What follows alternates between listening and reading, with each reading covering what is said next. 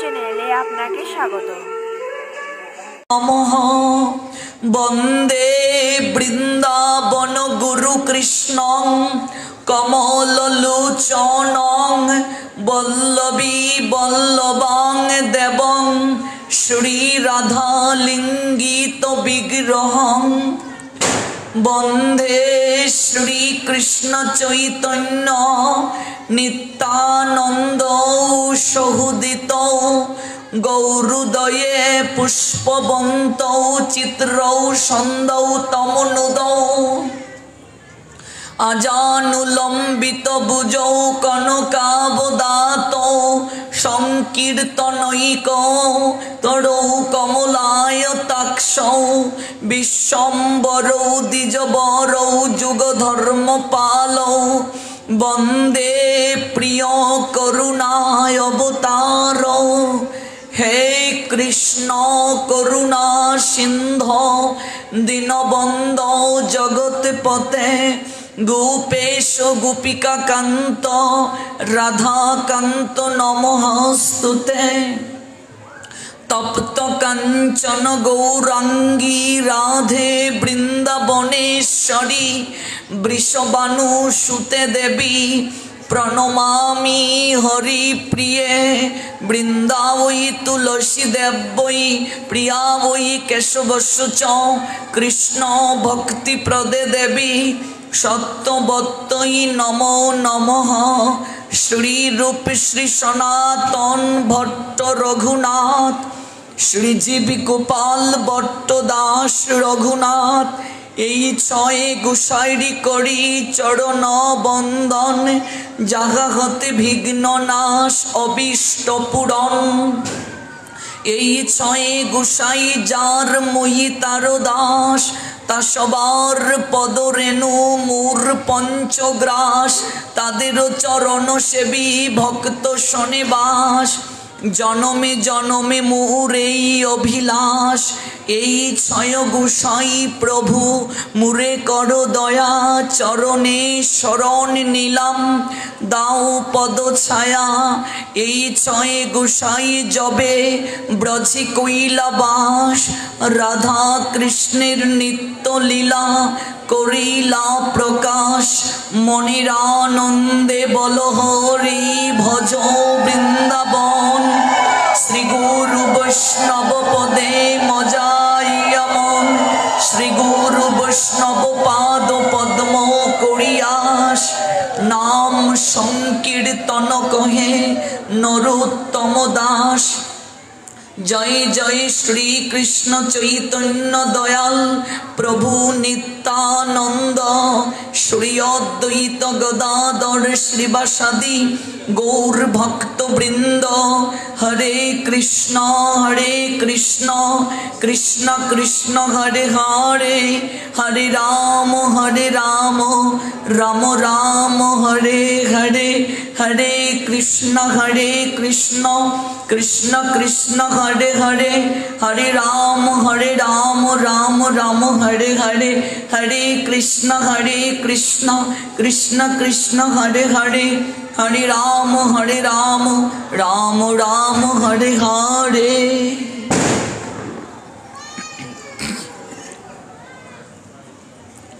মহাসংযমের মাস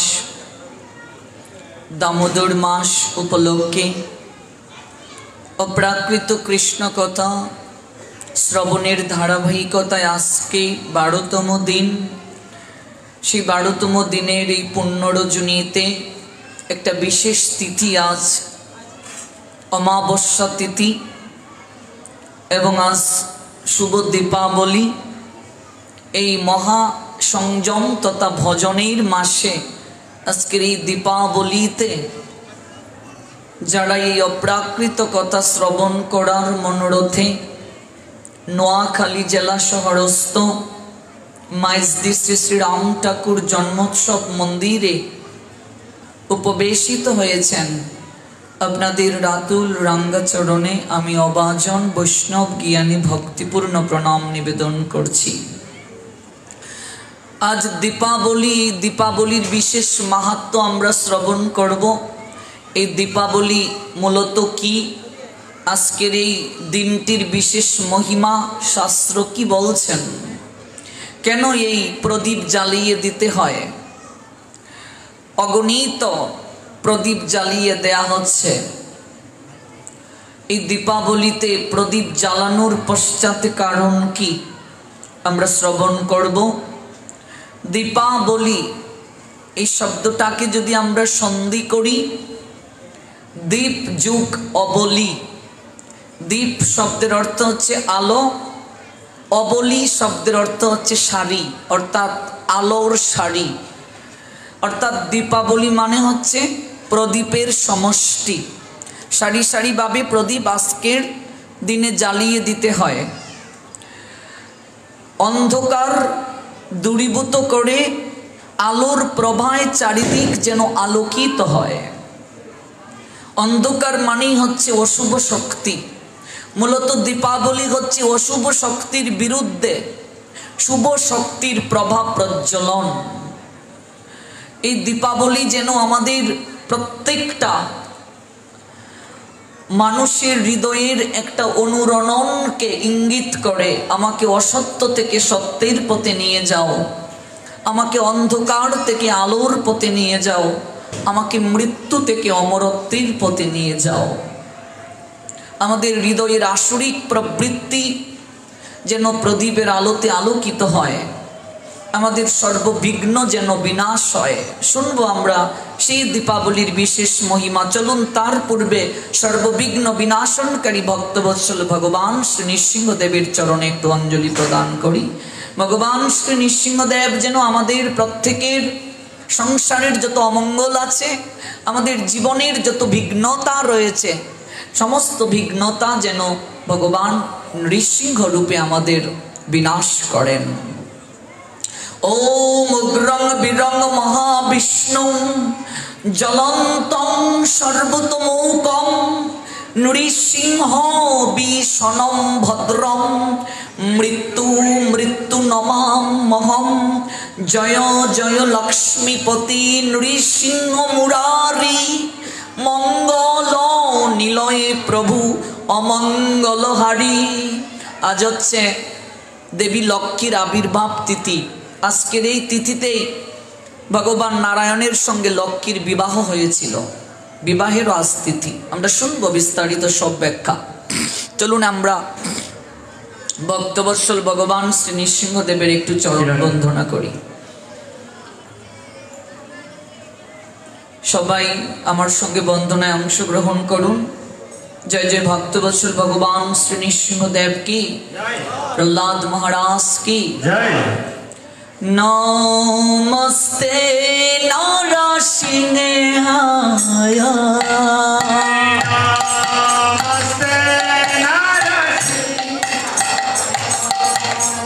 নমস্তে নরসিংহায়, নমস্তে নরসিংহায়। প্রহ্লাদ লাদোদায়িনে,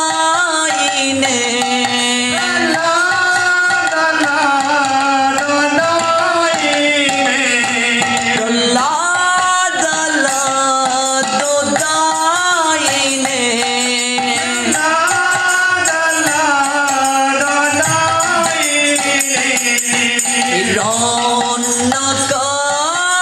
হিরণ্যকশিপুর বক্ষঃ,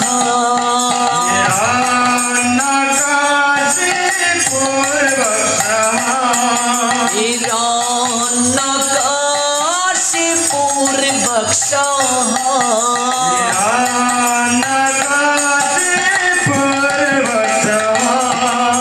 শিলাটঙ্কনকালয়ে,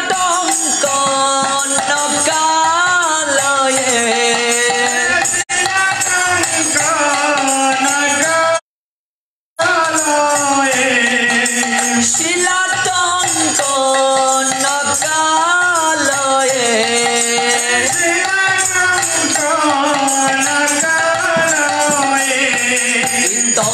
নৃসিংহ পারত নৃসিংহ,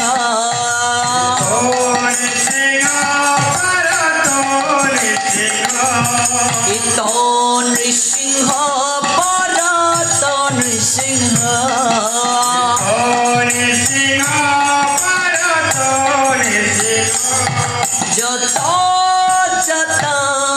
जमिता नृसिंह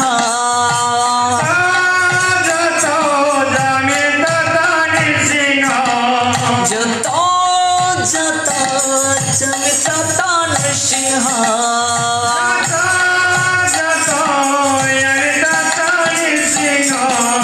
ओहीर नृसिंह हृदय नृसिंह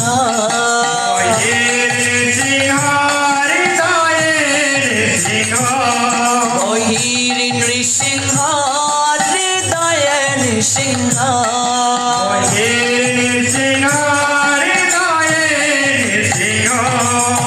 नृसिंह मदि में शरणं प्रपदे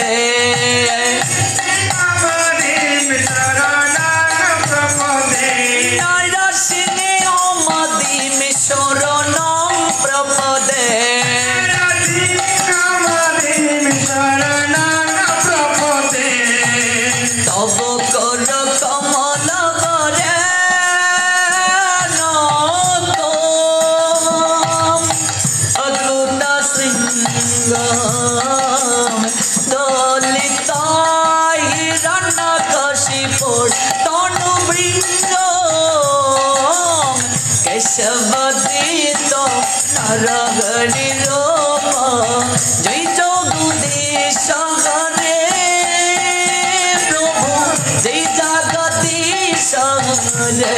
जय जगदीश हरे प्रभु जय जगदीश हरे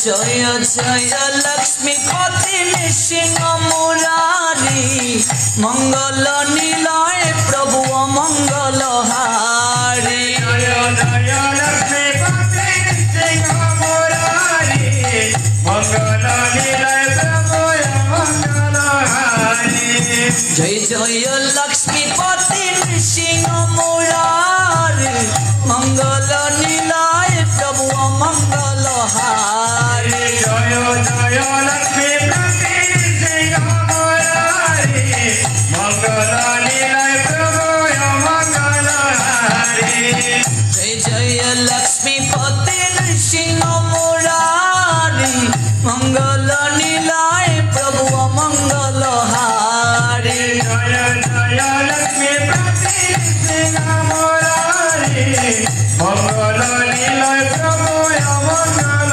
हारी नृसिंहदेव नृसिंहदेव नृसिंहदेव जय नरहरे नृसिंहदेव जय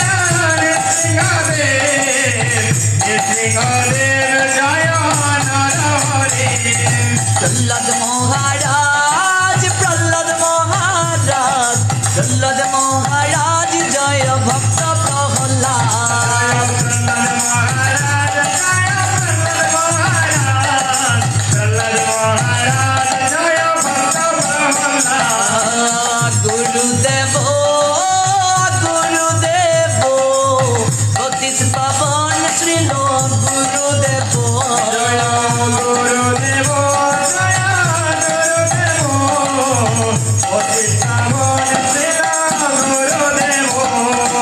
परम गुरुदेव जय परम गुरुदेव, परम गुरुदेव जय परम गुरुदेव, परम गुरुदेव जय परम गुरुदेव, परम गुरुदेव जय परम गुरुदेव। प्रभु पद भक्ति सिद्धांत सरस्वती ठाकुर प्रभु पाद,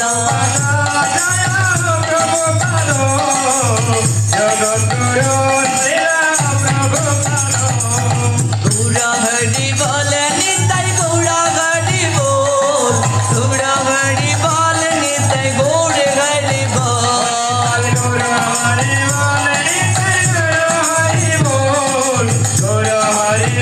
निताई गौर हरि बोल, निताई निताई निताई निताई निताई निताई निताई निताई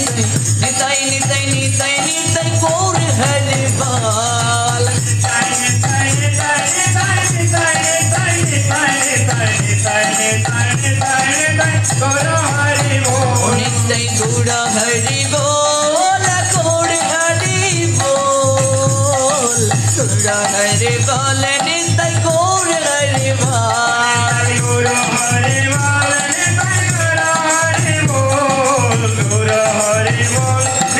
गौर हरि बोल। ओरि प्रेमानंदे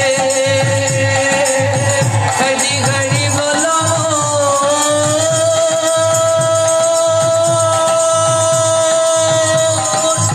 जय जय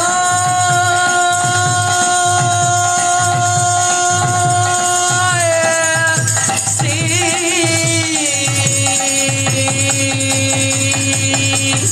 राधे श्याम। शुभ दीपावली। आज विशेष লীলা সংগঠিত হয়েছে। শাস্ত্র থেকে আমরা জানতে পারি এই দীপাবলি অনেকগুলো কারণে বিখ্যাত। আমরা ছোটবেলা থেকে দীপাবলিতে বাতি জ্বালিয়েছি, প্রদীপ জ্বালিয়েছি, অনেকে আবার জলের মাঝে প্রদীপ ভাসিয়েও দিয়েছি। দিয়েছো তো মা? কিন্তু কেন দিতে হয় অনেকেই আমরা জানি না। আমরাও ছোটবেলা গাছের মাঝে মোমবাতি জ্বালিয়ে দিয়েছি, সুন্দর করে সাজিয়ে দিয়েছি। তারপর হচ্ছে আঙ্গিনায় প্রদীপ জ্বালিয়ে দিয়েছি, মোমবাতি জ্বালিয়ে দিয়েছি, সব জায়গায় জ্বালিয়ে দিয়েছি। কিন্তু এর যে একটা বিশেষ মহিমা রয়েছে, এর যে একটা তত্ত্ব রয়েছে, এবং আমাদের সনাতন ধর্মের প্রত্যেকটা অনুষ্ঠানের পিছনে একটা তত্ত্ব লুকায়িত। আমরা অনেকেই এই তত্ত্বগুলো জানার চেষ্টা করি না। এই তত্ত্বগুলো যতদিন পর্যন্ত আমরা পূর্ণভাবে না জানব, ততদিন পর্যন্ত এই অনুষ্ঠানের প্রতি যে একটা গভীর মমত্ববোধ, যে একটা শ্রদ্ধাবোধ, সেটা পূর্ণভাবে আসবে না, ধীরে ধীরে হ্রাস পাবে। এই দীপাবলি প্রতিপালনের পশ্চাতে একটা গভীর তত্ত্ববোধ রয়েছে। এই প্রদীপ তথা আলো জ্বালিয়ে দেওয়ার পিছনে অনেক কারণ রয়েছে।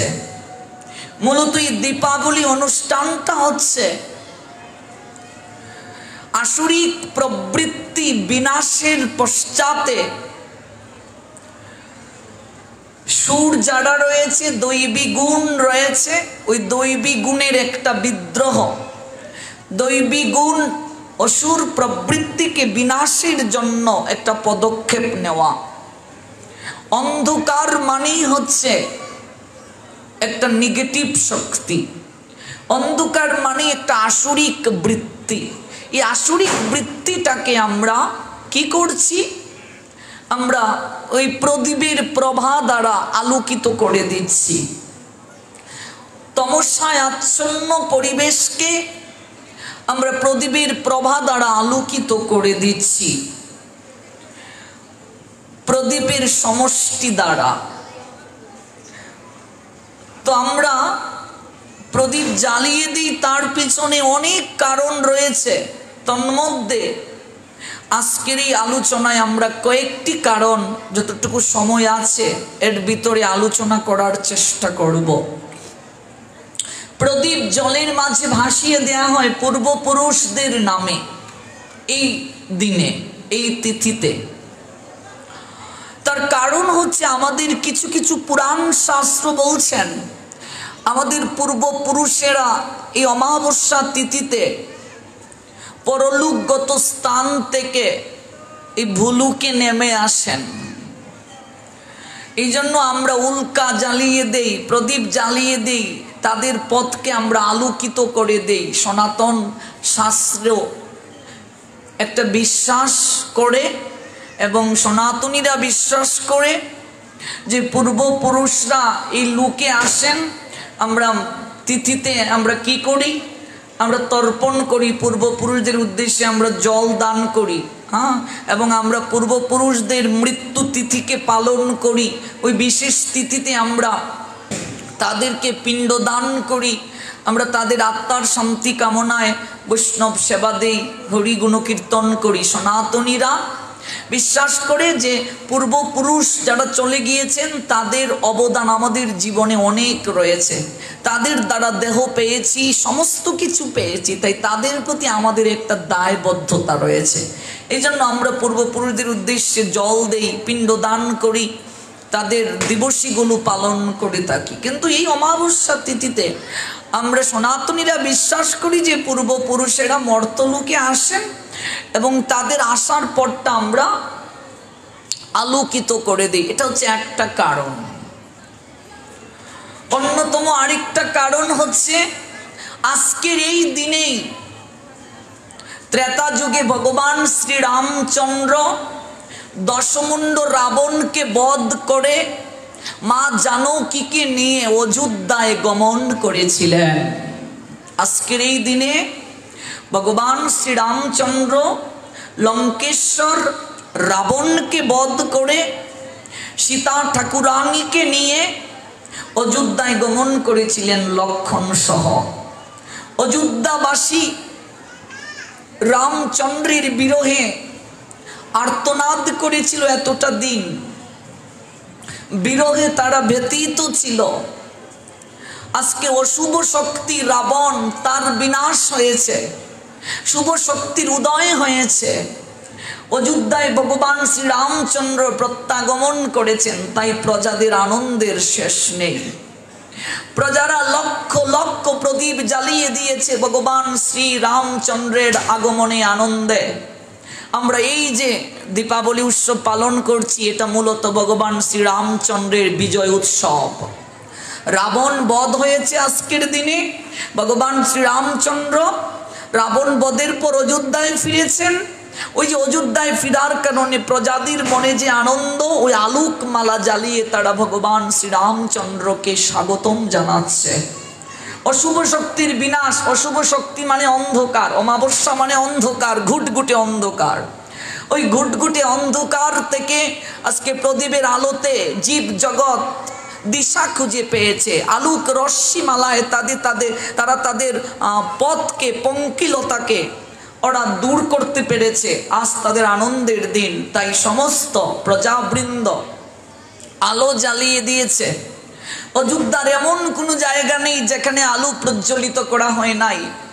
প্রত্যেকটা কেন্দ্রবিন্দু থেকে শুরু করে ঘর বাহির, নদীর কিনারা, মন্দির তথা রাজভবন, এমন কোনো জায়গা নেই, গোশালা থেকে শুরু করে কোনো জায়গা বাকি নেই যেখানে প্রদীপ প্রজ্বলন করা হয় নাই। সমস্ত জায়গায় প্রদীপ প্রজ্বলন করে দিয়েছে প্রজারা।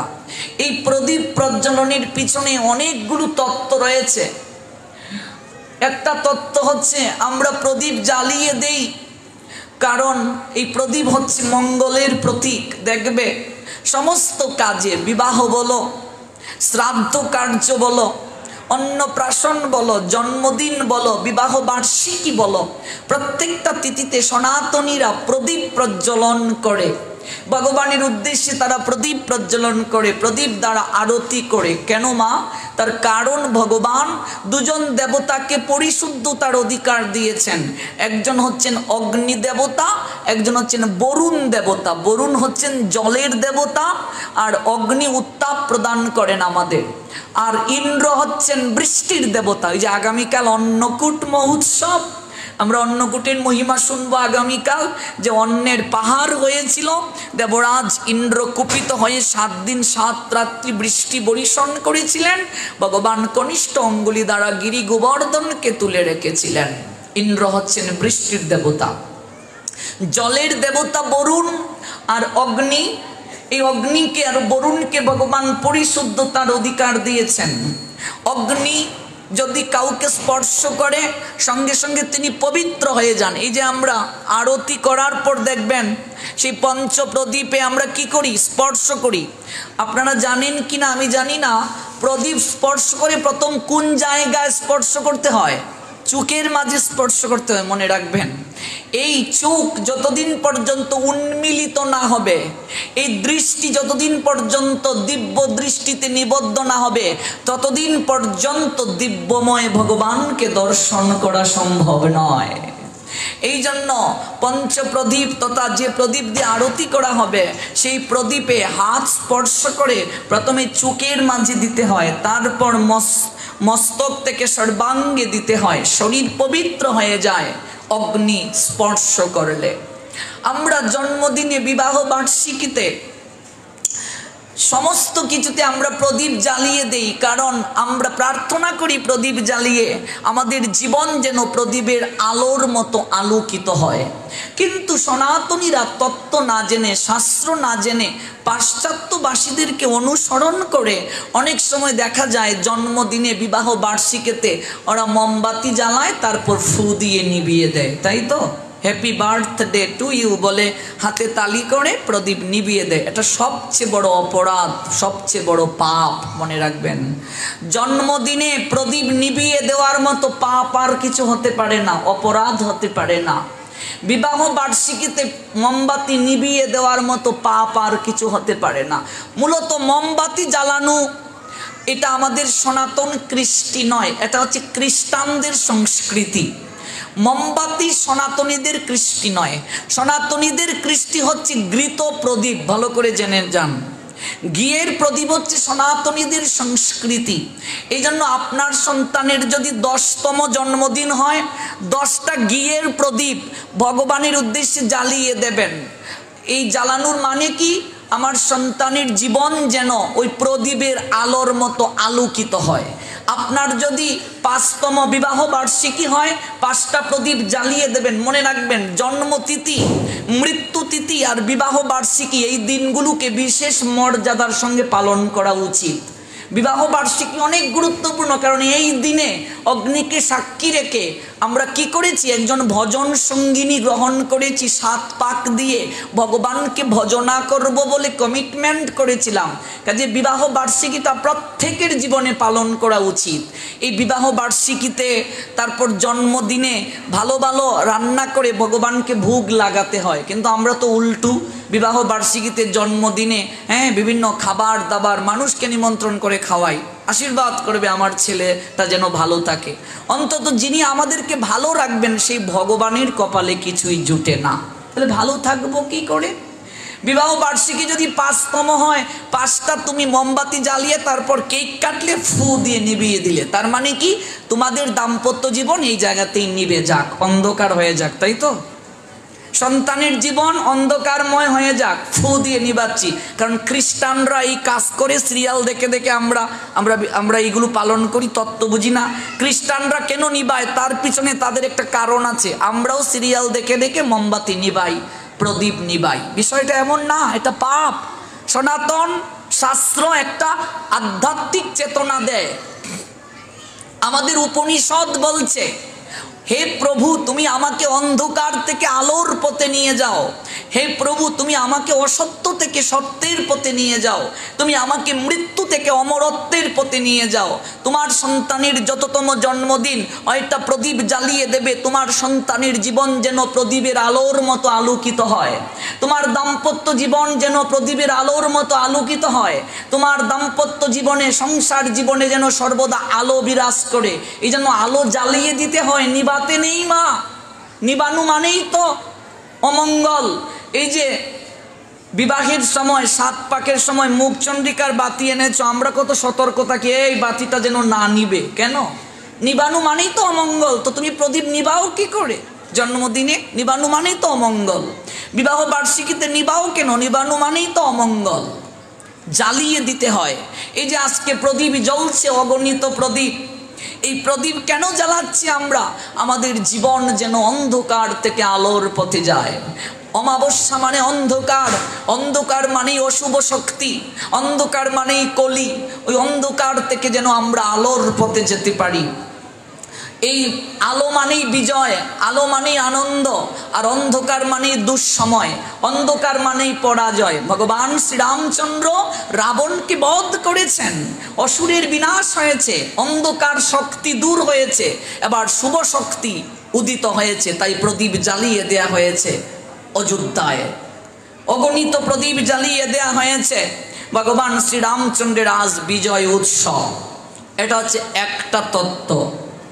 আজকের এই দিনে ভগবান শ্রী গোবিন্দ 16,108 মহিষীকে আজকে তিনি মুক্ত করেছিলেন নরকাসুরের নিকট থেকে। নরকাসুর এতটা বারন্ত হয়ে গিয়েছিল, সমস্ত কিছু দখল করে নিয়েছিল, সমস্ত মহিষীদেরকে হরণ করে নিয়ে গিয়েছিল। 16,000 মহিষীকে নরকাসুর নিয়ে গিয়েছিল হরণ করে। তারা সবাই ভগবানকে পতিরূপে লাভ করার বাসনায়, স্বামীরূপে লাভের প্রত্যাশায় প্রার্থনা করেছিল। ভগবান হচ্ছেন ভাবগ্রাহী জনার্দন, ভক্তের হৃদয়ের ভাবকে অনুধাবন করতে পারেন। তাই ভগবান শ্রী গোবিন্দ আজকের এই অমাবস্যা তিথিতে, এই দীপাবলিতে নরকাসুরকে বধ করেছিলেন। নরকাসুরকে বধ করে ভগবান 16,000 মহিষীকে উদ্ধার করেছিলেন। এই যে কৃষ্ণের 16,108 মহিষী, ওরা কোত্থেকে আসলো? 8 জন প্রধান মহিষী আর ওই 16,000কে নরকাসুরের নিকট থেকে তিনি আজকে উদ্ধার করেছিলেন। নরকাসুর তাদেরকে হরণ করে নিয়ে গিয়েছিল। সেই মহিষীরা কৃষ্ণের চরণে প্রণাম দিয়ে বলছে, হে প্রাণনাথ, আমরা কতকাল আরাধনা করেছি তোমাকে স্বামীরূপে লাভ করার জন্য। এই অসুরের নিকট থেকে আজকে তুমি আমাদের প্রাণ বাঁচালে। আজকে নরকাসুর বধ হলো। এই আজকের এই তিথিতে নরকাসুর বধ হয়েছিল। এবার আমরা ঘরে যে ফিরে যাব, সমাজের লোক আমাদের কি কলঙ্কিনী বলবে, কারণ নরকাসুর আমাদেরকে বধ করে নিয়ে গিয়েছিল, হরণ করে নিয়ে গিয়েছিল। এবার আমরা যদি গৃহে ফিরে যাই, সবাই আমাদেরকে কলঙ্কিনী বলবে, সমাজ তো আমাদেরকে গ্রহণ করবে না, বলবে আমরা পরপুরুষের গৃহে রাত কাটিয়ে এসেছি। যদিও অসুর আমাদের কিছুই করতে পারিনি, কিন্তু সমাজ তো আমাদেরকে কলঙ্ক দেবে, আমাদেরকে নিয়ে কানাঘুষা করবে। হে কৃষ্ণ, তুমি যেহেতু আমাদেরকে রক্ষা করেছ, অসুরকে বধ করে আমাদেরকে উদ্ধার করেছ, হে কৃষ্ণ, আমরা 16,000 রমণী তোমার চরণে মাথা ঠেকিয়েছি, আমরা গৃহে ফিরে যাব না, তুমি আমাদেরকে পত্নী রূপে গ্রহণ করো, আমাদেরকে স্ত্রীর মর্যাদা প্রদান করো। ভগবান গোবিন্দ সেই 16,000 মহিষীকে আজকের এই তিথিতে গ্রহণ করেছিলেন। তাদের হৃদয়ে আনন্দের ফোয়ারা বয়েছিল। সেই 16,000 মহিষী লক্ষ লক্ষ প্রদীপ জ্বালিয়ে দিয়েছিল ভগবান কৃষ্ণের উদ্দেশ্যে এবং আনন্দ করেছিল, বিজয় উৎসব করেছিল কৃষ্ণকে পতিরূপে লাভ করে তারা। এবং কৃষ্ণই যে একমাত্র পতি, জগৎপতি, বাকি সবাই উপপতি। এবং ভগবানকে প্রতিরূপে লাভ করা প্রত্যেকটা রমণীর হৃদয়ের আকিঞ্চন হওয়া উচিত। আজকের এই তিথিতে মহীয়সীরা জগৎজীবকে জানিয়ে দিয়েছিলেন। অধিকাংশ মানুষেরা কৃষ্ণের চরিত্রে কালিমা লেপন করে যে কৃষ্ণের 16,108 বউ, তাছাড়া আরো অনেক তার দেখা যাচ্ছে বিভিন্ন লীলাতে তার বিভিন্ন মহীয়সীরা রয়েছে। ওরা কে জানতে হবে, ওদের তত্ত্ব জানতে হবে। ওরা শাপগ্রস্ত মুনি ঋষি ছিল, ওরা বহু জন্ম আরাধনা করেছে ভগবানের পানি গ্রহণ করার জন্য, ভগবানের চরণ প্রাপ্ত হওয়ার জন্য, এবং সেই ভগবান ওদেরকে গ্রহণ করে তাদেরকে বঞ্চিত করেননি। 16,108 কৃষ্ণ হয়ে একই সময়ে তাদের গৃহের মাঝে অবস্থান করেছিলেন। রাস যখন করেছিলেন ভগবান, কার্তিকেই তো রাস হয়েছিল পূর্ণিমাতে। সেই ভগবান কৃষ্ণ কি করলেন, তাদেরকে 16,108 হয়ে তাদেরকে কৃপা করলেন। এই অমাবস্যায় তাদেরকে গ্রহণ করলেন আর পূর্ণিমায় তাদের সঙ্গে রাস করলেন। অপ্রাকৃত লীলা। এই হচ্ছে আজকের এই তিথিতে 16,000 রমণীর মুক্তি হয়েছিল নরকাসুরের কবল থেকে। আজকের এই তিথিতেই দেবী ঐশ্বর্যের দেবী লক্ষ্মীর আবির্ভাব তিথি। আজকের এই তিথিতে সমুদ্র মন্থন যখন করা হয়েছিল, সমুদ্র মন্থনের সময় দেবী লক্ষ্মীর আবির্ভাব হয়েছিল। অমৃত নিয়ে দেবী লক্ষ্মী ঐশ্বর্য অমৃত নিয়ে আসলেন। আজকের এই তিথিতে লক্ষ্মী পূজাও কোনো জায়গায় করা হয়। বৈভব লক্ষ্মী, ঐশ্বর্যের অধিষ্ঠাত্রী লক্ষ্মী আজকের এই তিথিতে আবির্ভূত হয়েছিলেন। কোনো কোনো পুরাণে বলছে আজকের এই তিথিতে ভগবান শ্রী নারায়ণের সঙ্গে লক্ষ্মীর মিলনও হয়েছিল। এই জন্যই তো মা লক্ষ্মীর প্রীতি সাধনের নিমিত্তেও আজকের এই তিথিতে প্রদীপ প্রজ্বলন করিয়ে দিতে হয়। আজকের এই তিথিতে পুরাণ শাস্ত্রে উল্লেখ আছে তমগুণের অধিষ্ঠাত্রী দেবী কালী, মা কালী আজকের এই তিথিতে অসুরকে বধ করেছিলেন। আজকের এই তিথিতে দেবী পার্বতী গেলেন, সেই পার্বতী আসলেন কালী হয়ে। মনে রাখবেন, মা দুর্গা রজগুণের দেবী, সরস্বতী সত্যগুণের দেবী, মা লক্ষ্মী তিনিও রজগুণের দেবী, আর মা কালী হচ্ছেন তমগুণের দেবী। একই দেবীর বিভিন্ন গুণে এক একটা প্রকাশ। দেবী দুর্গাই কালী, দেবী দুর্গাই তত্ত্বগত দিক থেকে লক্ষ্মী, দেবী দুর্গাই তত্ত্বগত দিক থেকে সরস্বতী। এক একটা গুণের এক একটা প্রকাশ প্রতিমা, এক একটা রূপ। দেবী কালী আজ অসুরকে বধ করে অশুভ শক্তি বিনাশ করেছিলেন, তার প্রীতি সাধনের জন্য আজ প্রদীপ জ্বালিয়ে দেয়া হয় এবং তার পূজা করা হয়। আজকে শ্যামা পূজা, আজকে তিথিতে মা কালীর সন্তুষ্টি বিধানের মনোরথেও প্রদীপ জ্বালিয়ে দেয়া হয়। আরো আছে এই তিথিতে অনেক উল্লেখযোগ্য ঘটনা। আজকের এই তিথিতেই পাণ্ডবরা 12 বছর বনবাস ও 1 বছর অজ্ঞাতবাস সম্পন্ন করে আজকের এই তিথিতেই তারা হস্তিনাপুর প্রত্যাগমন করেছিলেন। আজকের এই দিনে 12 বছর বনবাস, 1 বছর অজ্ঞাতবাস। দেখুন আজকের এই দিন কতটা গুরুত্বপূর্ণ। 12 বছর বনবাস যখন শেষ হলো, নিয়ম ছিল 1 বছর তারা অজ্ঞাতবাস থাকবেন। এই অজ্ঞাতবাসের সময় যদি কেউ তাদেরকে দেখে ফেলে, আবার কি করতে হবে, আবার 12 বছর তাদেরকে বনবাসে যেতে হবে। এটা শকুনির একটা চাল ছিল, যেন পাণ্ডবরা কোনোদিনই আর হস্তিনাপুরে ফিরে আসতে না পারে। কিন্তু তারা সমস্ত বনবাস কার্য সম্পাদন করে আজকের এই তিথিতে তারা হস্তিনাপুরে ফিরে এসেছিলেন। আজকের এই দিনে যখন ফিরে আসলেন, তখন হস্তিনাপুরে লক্ষ লক্ষ প্রদীপ জ্বালিয়ে দেয়া হয়েছিল। তাদের আগমনে প্রজারা আনন্দ করেছিল। এবং আজকের এই তিথিতেই দ্রৌপদী ভগবান কৃষ্ণের সখ্য প্রেমের প্রতি অপার অপার মমত্ব, অপার প্রীতি বর্ষণ করেছিলেন প্রদীপ প্রজ্বলন করে। এবং এই আজকের এই তিথিতেই, আজকের এই দিনে স্বয়ং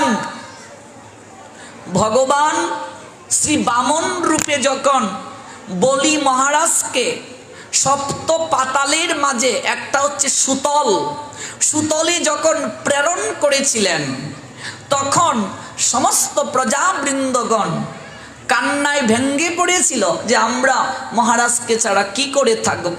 তখন ভগবান বামনদেব প্রজাদের সেই চোখের অশ্রু নিবৃত্তির জন্য সহ্য করতে না পেরে একটা বর দিয়ে বলেছিলেন, প্রত্যেক এই অমাবস্যা তিথিতে, এই দীপ আলোক তিথিতে বলি মহারাজ একদিনের জন্য সুতল থেকে ওই মর্তলোকে আবার ফিরে আসবেন।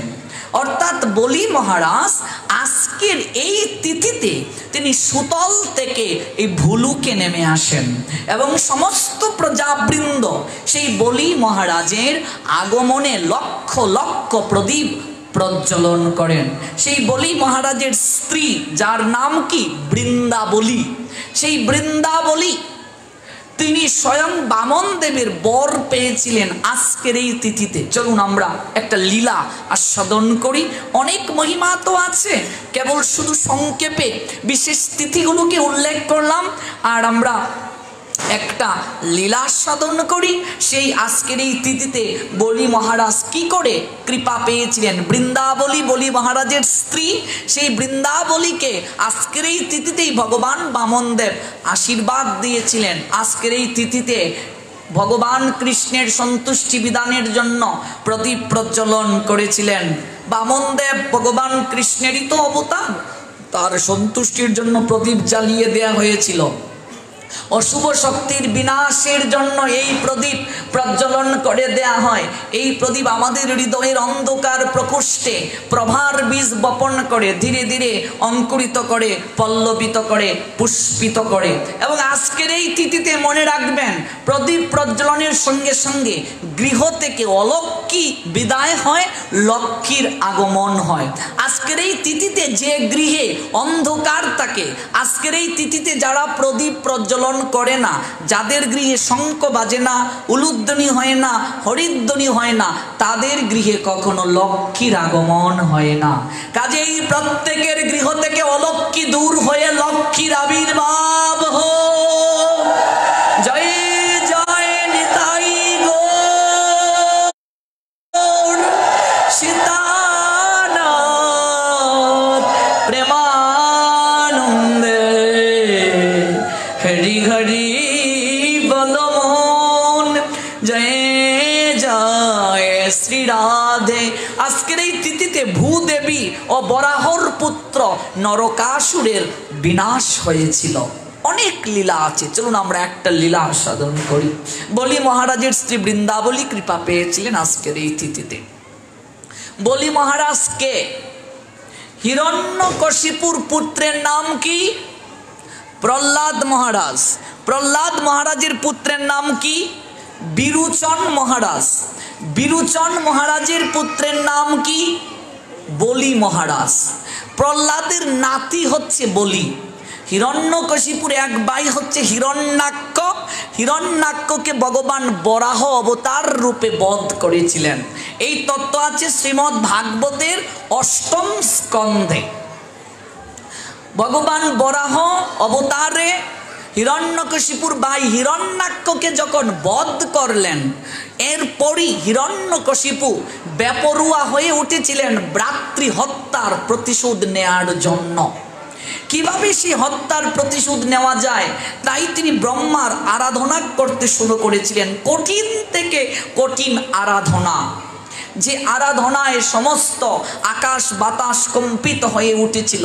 অগ্নি কুণ্ডলী করে মাথাকে নিচের দিকে দিয়ে, পা দুটো উপরের দিকে দিয়ে এমন কঠিন আরাধনা শুরু করলেন। স্বয়ং ইন্দ্র ভাবলেন হয়তো আমার পদ কেউ নিয়ে যাবে, ব্রহ্মা ভাবলেন আমার পদ হারিয়ে যাবে। সবাই ভীত সন্ত্রস্ত হয়ে উঠলেন।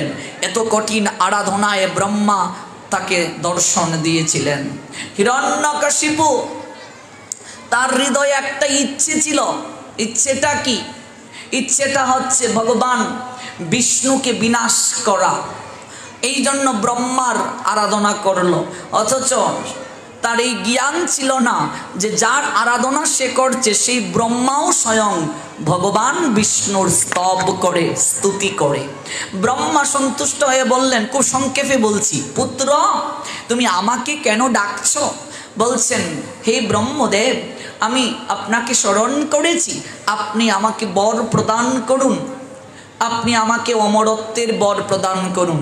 ব্রহ্মা বলছেন, পুত্র আমি কি করে তোমায় অমরত্বের বর দেব, আমি নিজেই তো অমর না। ব্রহ্ম ভুবনাৎ লুকা পুনঃ আবর্তিন অর্জুন মাম উপেত্ত কন্তেয় পুনর্জন্ম নবিদ্যতে। ব্রহ্মলোকে গেলেও আমাদের ফিরে আসতে হয়, আমি কি করে তোমাকে বর দেব? হিরণ্যকশিপু ভাবছেন ব্রহ্মা বর দিতে পারেন কিন্তু দিচ্ছেন না, কৌশলে তার নিকট থেকে বর নিতে হবে। ব্রহ্মা বলছেন, পুত্র তুমি অমরত্বের বর ছাড়া যে বর চাইবে তোমাকে তাই দেব, যতগুলো বর চাইবে ততগুলো বর তোমাকে দেব। তাহলে আমাকে এমন বর প্রদান করুন যেন কোনো দেবতার দ্বারা আমার মৃত্যু না হয়। বললেন, তথাস্তু। কোনো অসুরের দ্বারা যেন মৃত্যু না হয়, তথাস্তু। কোনো পশু পাখির দ্বারা যেন আমার মৃত্যু না হয়, তথাস্তু। কোনো অস্ত্রের আঘাতে যেন মৃত্যু না হয়, তথাস্তু। দিনে যেন মৃত্যু না হয়, তথাস্তু। রাতে যেন মৃত্যু না হয়, তথাস্তু। জলের মাঝে যেন মৃত্যু না হয়, তথাস্তু। আকাশে যেন মৃত্যু না হয়, তথাস্তু। ভূমিতে যেন মৃত্যু না হয়, তথাস্তু। ঘরে যেন মৃত্যু না হয়, তথাস্তু। বাহিরে যেন মৃত্যু না হয়, তথাস্তু। কোনো দক্ষ রাক্ষস, মানব, পশু পাখি, কীট পতঙ্গ কারো দ্বারা যেন আমার মৃত্যু না হয়। বললেন, তথাস্তু। আরও কিছু আছে? বলছেন, আমি যেন জরাগ্রস্ত না হই, ব্যাধিগ্রস্ত যেন না হই, হ্যাঁ, এবং আমি যেন সর্বদা যৌবন প্রাপ্ত থাকতে পারি, তথাস্তু। এবার আরও কিছু আছে? বলছে, আর কিছু নেই। মনে মনে হিরণ্যকশিপু বলছেন, মূর্খ, তুমি আমাকে তো পরোক্ষভাবে অমরত্বের বর দিয়েই দিলে। দেবতার দ্বারা মৃত্যু হবে না, মানুষের দ্বারা মৃত্যু হবে না, পশু পাখি কীট পতঙ্গের দ্বারা, রাক্ষসের দ্বারা মৃত্যু হবে না, ঘরে মৃত্যু হবে না, বাহিরে মৃত্যু হবে না, অস্ত্রের আঘাতে মৃত্যু হবে না, দিনে মৃত্যু হবে না, রাতে মৃত্যু হবে না, আকাশে মৃত্যু হবে না, মাটিতে মৃত্যু হবে না, পাতালে মৃত্যু হবে না, কোথাও মৃত্যু হবে না। আমার মৃত্যুটা হবে কিভাবে? যেই এই বর পেলেন সঙ্গে সঙ্গে অহংকারী হয়ে উঠলেন এবং অত্যাচারী হয়ে উঠলেন। ভগবান বিষ্ণুর যত বিগ্রহ রয়েছে সব ভেঙ্গে দিলেন। অসুরেরাই তো প্রতিমা ভাঙ্গে, বিগ্রহ ভাঙ্গে, অসুরেরা তো এগুলো পছন্দ করে না। সমস্ত প্রতিমা বিগ্রহ ভাঙতে শুরু করলেন, নিজের ছবি সেই জায়গায় বসাতে শুরু করলেন। বললেন, আজ থেকে ওম নম ভগবতে বাসুদেবায় এই মন্ত্র কেউ জপ করতে তোমরা পারবে না, আজ থেকে তোমরা জপ করবে ওম নম হিরণ্যকশিপায় নম। ভেবেছো মা? তার নাম জপ করতে, আমিই ভগবান। সে বলছে সে নিজেই ভগবান, এবং সব জায়গা থেকে ভগবান বিষ্ণুর চিত্রপট সরিয়ে দিয়ে একচ্ছত্র অধিকারী হয়ে গেলেন, দেবতাদেরকে স্বর্গ রাজ্য থেকে বিতাড়িত করে দিলেন। কারণ তিনি ভাবলেন তিনি অমর। সমস্ত দেবতারা, আমি খুব সংক্ষেপে বলছি, আমাদের আলোচ্য বিষয় হিরণ্যকশিপু নয়, আমাদের আলোচ্য বিষয় হিরণ্যকশিপুর বংশে জন্ম নেওয়া বলি মহারাজ, তার স্ত্রী বৃন্দাবলীর কৃপা। একটু স্পর্শ করছি, কুশ থেকে আসলেন বলি মহারাজ। সেই হিরণ্যকশিপু তখন এহেন যখন অত্যাচার করতে শুরু করলেন, দেবতারা গিয়ে ভগবান বিষ্ণুর চরণে শরণ নিয়ে ক্রন্দন করছে। ভগবান বললেন, ঠিক আছে, আমি তার গর্বে, তার ঘরেই আমি পাঠাবো একজনকে যে আমার আরাধনা করবে। ওই প্রহ্লাদকে পাঠালেন তার ঘরে। তারপরের কাহিনী আপনারা সবাই জানেন। সেই হিরণ্যকশিপুরও বধ হয়েছিল, ভগবান নৃসিংহ রূপে তাকে বধ করেছিলেন। ব্রহ্মা যে বরগুলো দিয়েছিলেন সমস্ত বর রক্ষা করেই তাকে বধ করেছিলেন ভগবান নৃসিংহ রূপে। মারলেন কখন জানেন? গুদুলি সময়, ত্রিসন্ধ্যা, এটা দিনও নয় রাতও নয়, এই সময়ে মারলেন। এবং তাকে অস্ত্র দ্বারা মারলেন না, নৌক দ্বারা মারলেন। এবং তাকে ঘরে বাহিরে কোনো জায়গায় যেহেতু তার মৃত্যু হবে না, তাই তাকে মারলেন চৌকাঠ, সেলামি বুঝো, চৌকাঠ, চৌকাঠের কাছে নিয়ে মারলেন। বলেন, এই দেখো হিরণ্যকশিপু, ভগবান বলছেন তুমি অনেক বড় নিজেকে ক্ষমতাধর ভেবেছিলে না? এই জগতে কারো ক্ষমতা চিরস্থায়ী নয়, যৌবন চিরস্থায়ী নয়, অর্থবিত্ত বৈভব চিরস্থায়ী নয়। তুমি বলেছিলে তোমার ঘরে মৃত্যু হবে না, তোমার বাহিরে মৃত্যু হবে না। দেখো তোমাকে ঘরেও মারছি না, বাহিরেও মারছি না, আমি চৌকাঠের কাছে তোমাকে মারছি। এটা ঘরও নয়, বাহিরও নয়। আমি তোমাকে দিনেও মারছি না, রাতেও মারছি না, আমি তোমাকে ত্রিসন্ধ্যাকালীন সময়ে মারছি। গুদুলি লগনটা কি? দিন আর রাতের সন্ধিক্ষণ। আমি তোমাকে অস্ত্র দ্বারা মারছি না, এই নৌক দ্বারা তোমাকে মারছি। কোনো দেবতা, পশু, পাখি, কীট পতঙ্গ কারো দ্বারা মৃত্যু হবে না। আমার রূপ দেখো, আমি মানুষ নই, আমি দেবতা নই, আমি পশুও নই, উভয়ের মিলিত আমার একটা রূপ। ভগবান নৃসিংহদেবের রূপ কি? অর্ধেক নর অর্ধেক পশু, সিংহের মতো। কাজেই আমি বর রেখেছি, ব্রহ্মা যে বর দিয়েছেন, আমি তোমাকে আকাশে মারবো না, আমি তোমাকে ভূমিতে মারবো না, পাতালে মারবো না, আমি তোমাকে আমার উরুর কাছে রেখে মারবো। দেখো তোমার বর রক্ষা করছি, এবং এটা দ্বারা আমি জগৎকে বুঝাচ্ছি এই জগতে কেউ অমর নয়, প্রত্যেককেই মরতে হবে। এই দুদিনের ক্ষমতায় ক্ষমতাধর হয়ে এত অহংকারী হইও না, তোমাকে মরতে হবে। ভগবান দেখিয়ে দিলেন। সেই হিরণ্যকশিপুর পুত্র প্রহ্লাদ পরবর্তীতে সিংহাসনে বসলেন। সেই প্রহ্লাদের একটা পুত্র হলো, নাম হলো বিরুচন। বিরুচনের অনেক লীলা আছে। বিরুচনের ঘরে যে পুত্র হলো, সেই পুত্রের নাম হচ্ছে বলি মহারাজ। ওই বলি মহারাজ বিয়ে করলেন যে মেয়েটাকে, সেই মেয়ের নাম হচ্ছে বৃন্দা বলি। সেই বলি মহারাজের গুরুদেবের নাম হচ্ছে শুক্রাচার্য। এই বলি মহারাজ একটা যজ্ঞের আয়োজন করেছেন। দান করতে করতে তার মাঝে অহংকার এসে গিয়েছিল, এবং এই যে আমরা সেদিন আলোচনা করেছিলাম দান তিন প্রকার, সাত্ত্বিক, রাজসিক, তামসিক। কিছু দান আছে লোক দেখানো দান। তো উনি দান করতে করতে অত্যধিক তিনি অহংকারী হয়ে গিয়েছিলেন, এবং তিনি দেবতাদের রাজত্ব দখল করে নিয়ে গিয়েছিলেন। তাই ভগবান বামন রূপে আবির্ভূত হয়ে বলির দর্পকে চূর্ণ করার জন্য সেই যজ্ঞের মাঝে তিনি অতিথি হলেন। যখন যজ্ঞে গেলেন, ছোট্ট বামন তো একেবারে ছোট, আসিয়াছি মহারাজ ভিক্ষার কারণে, তব সম দাতা নাই শুনিয়া ভুবনে। হে মহারাজ, আমি এই ভুবনে শুনলাম আপনার মতো নাকি দাতা কেউ নাই, যে আপনার নিকটে যা চায় আপনি তাকে তাই প্রদান করেন। আমি এই তত্ত্ব শুনে আপনার নিকটে আমি এসেছি। এবার আপনি তো প্রহ্লাদ মহারাজের বংশে আবির্ভূত হয়েছেন, আপনার বংশে আপনার দাদু প্রহ্লাদ, যার কথায় ভগবান স্বয়ং পরাভূত, কারণ প্রহ্লাদের প্রেমের শক্তিতে ভগবান বাধা ছিলেন। আপনি সেই বংশে জন্ম নিয়েছেন, আপনার বংশের গুণকীর্তন কত করব। ভগবান যখন বলছেন এই কথাগুলো, প্রশংসা শুনলে তো মানুষ আনন্দ পায়। বলি মহারাজ খুব আনন্দিত হচ্ছেন। কল্পতরু দানে তুমি শুনি দৈত্যপতি, ভিক্ষায় এসেছি আমি তব নিবসতি। বামনের মিষ্ট বাক্য মহাভক্ত বলি, প্রেমেতে পুরিল দেহ ভক্তি রসে গলি। সম্মুখে দাঁড়ায়ে বলি কৃতাঞ্জলি পুটে, কহিলেন বিনয়েতে বামনের নিকটে, বল হে বামন দেব তব কোথায় বসতি। সর্বত্র থাকি আমি শুনো দৈত্যপতি, আমি সব জায়গায় থাকি। শুক্রাচার্য তিনি তো গুরুদেব, সব জায়গায় থাকেন। একটু গন্ডগোল মনে হচ্ছে কথাটা। ভগবান ছাড়া তো কেউ সব জায়গায় থাকার কথা না, গুরুদেব তো অন্তর্যামী, বুঝতে পারলেন। আর বলি মহারাজকে তো প্রশংসা করেছে, সে আর এই দিকে নাই। সে এত প্রশংসা শুনে গলে গেছে। বলছেন কোথায় থাকো তুমি? বলছে আমি সব জায়গায় থাকি। তার গুরুদেব, বলি মহারাজের গুরুদেব শুক্রাচার্য, তিনি থাকিয়ে বলছেন বলে কি সব জায়গায় থাকে? সব জায়গায় তো ভগবান বিষ্ণুই থাকে, বিষ্ণু ছাড়া তো সব জায়গায় কেউ থাকে না, তাকে সর্ববিরাজমান বলে। আচ্ছা তাহলে ঠিক আছে, তুমি সব জায়গায় থাকো, তুমি আমার কাছে এসেছো ভিক্ষার জন্য, বলো তুমি কি চাও? গ্রাম লহ, ধন লহ, লহ দ্বীপ দেশ, যাহা চাহিবে আমি তাহাই দিব সবিশেষ। তুমি গ্রাম চাও, নগর চাও, রাজত্ব চাও, স্বর্ণ চাও, অলংকার চাও, হীরা মণি মুক্তা, কি চাও বলো, যা চাইবে তাই তোমাকে দেব। সুবর্ণের শৃঙ্গ খুর লহ লক্ষ গাবি, অথবা মাগিয়া লহ এই সমস্ত পৃথিবী। সর্বস্ব চাহিলে আমি দেব তব শ্রী চরণে।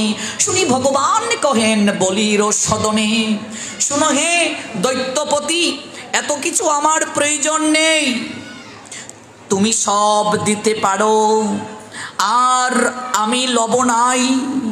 3 পদ ভূমি বিনা আর কিছু তব কাছে না চাই। তুমি দিতে পারো, আমি জানি অনেক তোমার আছে, কিন্তু আমি এত কিছু চাই না। আমি নগর, রাষ্ট্র, রাজ সিংহাসন, গাভী, হীরা, মণিমুক্তা, আমি কিচ্ছুটি চাই না। আমি তোমার নিকটে এসেছি 3 পা রাখার ভূমি ভিক্ষা চাওয়ার জন্য। 3টা পা রাখার যে জায়গা, ওই জায়গাটা আমি তোমার কাছে চাইতে এসেছি। কথাটা শুনে বলি মহারাজ হাসতে শুরু করলেন। মাত্র 3 পা রাখার জায়গা তুমি আমার কাছে চাও? আরে আমি মহাদাতা বলি, এই জগতের বুকে আমার কাছে যে যা চাইছে আমি কোনোদিন তার ইচ্ছেকে অপূরণ রাখি না, আমি সব কিছু দিয়ে দেই। এই দেখুন অহংকার কাকে বলে। মাত্র 3 পা রাখার জায়গা চাইছো আমার কাছে? আরে বামন, তুমি তো একটা ছোট্ট বামন। হ্যাঁ, তুমি 3 পা রাখার জায়গা চাচ্ছ। এই 3 পা রাখার জায়গা নয়, এতটুকুই হলো। হ্যাঁ, 3 পা রাখার মাত্র জায়গা। কথা শুনি হাসতে শুরু করলো।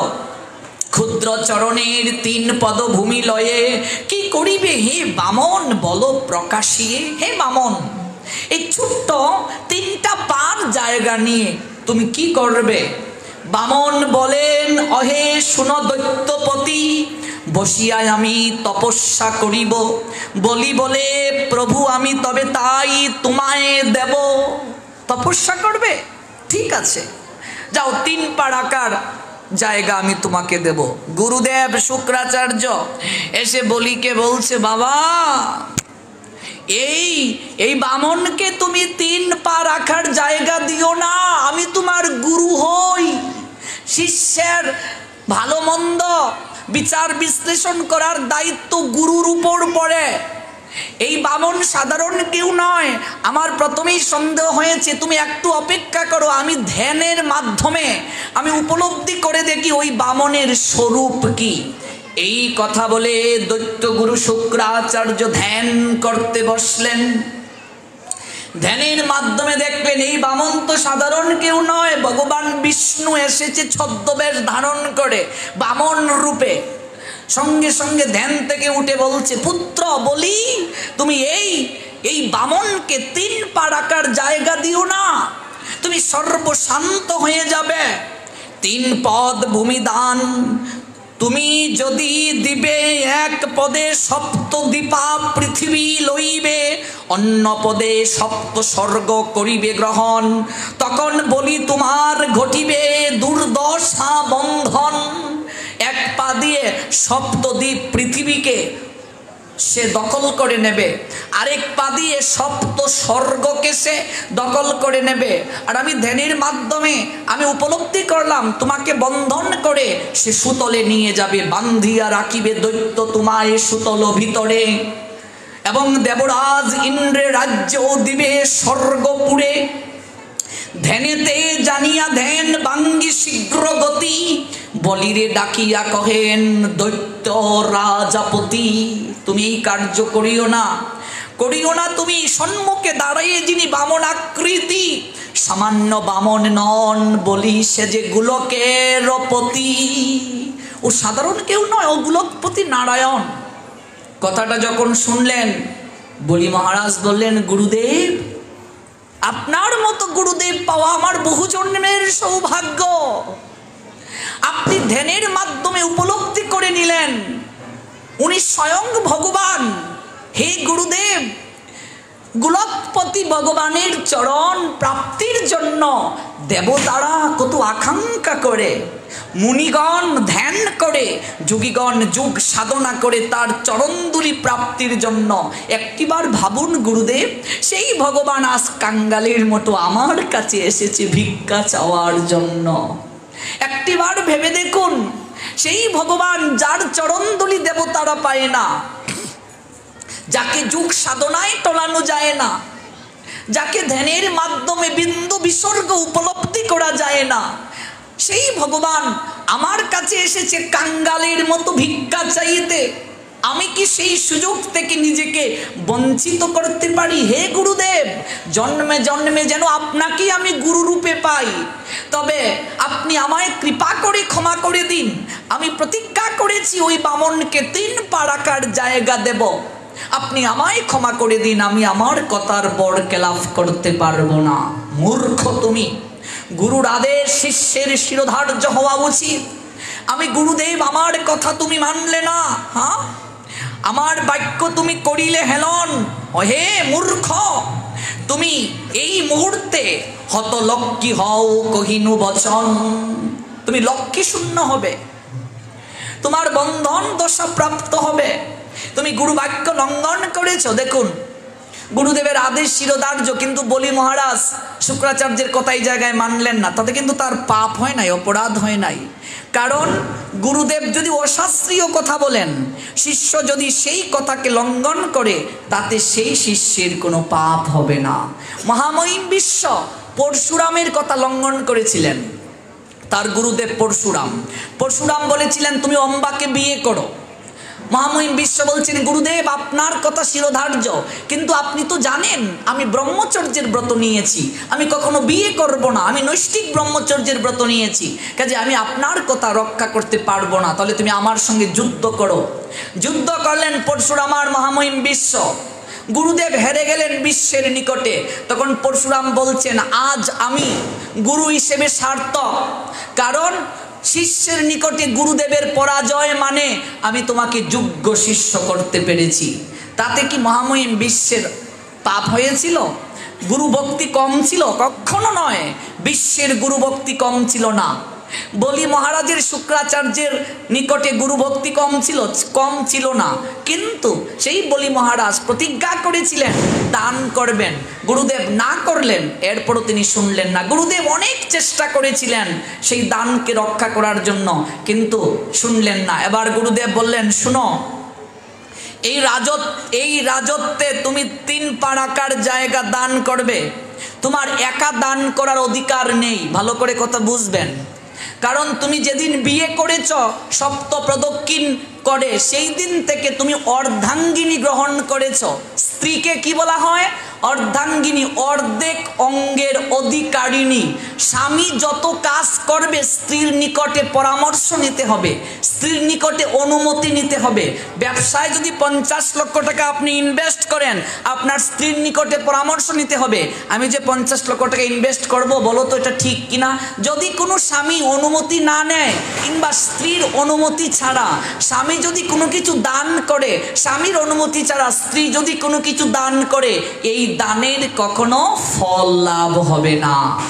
শুক্রাচার্য বলছেন তাহলে তুমি তোমার স্ত্রীর নিকটে জেনে আসো, তুমি যে দান করবে ওই দানে স্ত্রী সম্মত কিনা, তোমার স্ত্রী বৃন্দাবলী সম্মত কিনা। বলিরাজে বলে যাও বৃন্দাবলী স্থানে, অনুমতি লয়ে ভিক্ষা দেহ হে বামনে।